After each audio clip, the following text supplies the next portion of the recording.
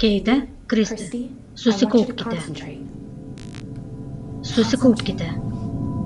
Prašau jūsų susikaupti. Jie tarsi transo būklis, jie įvedė į transą.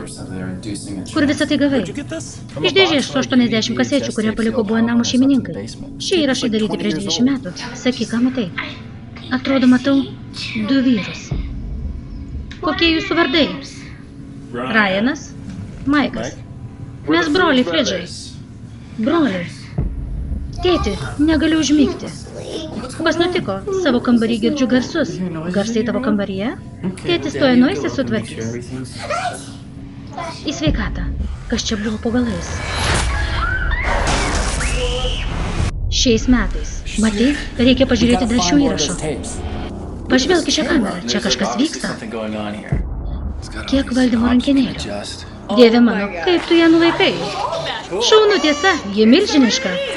Keista, šį dalyką matau su šią kamerą. Kas čia po velnių? Pirmą kartą. Ši kamera mato tai, ko nepamatysi plika akimi. Kaip šaunu, išvysite. Esu girdėjusi apie dvasių fotografimą, bet nesu to mačiusi. Paranormalų reiškinį. Iriam į Jonivurg. Iriam į Jonivurg. Lila, ką tu čia darai? Ką jis sako? Ar jį tarė atvirkščiai? Kruvinoji Meri. Ar jis sako kruvinoji Meri? Šie įvykiai susijęs su įrašais. Kruvinoji Meri. Kruvinoji Meri.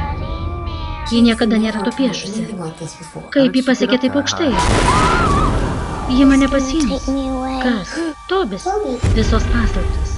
Kas jį kažkam reikėjo, jog apsigyventumėte būtent šiame name. Sutapimų nebūna. Tikiu, kad jį iš pranašystės bus atskleistos. Lila.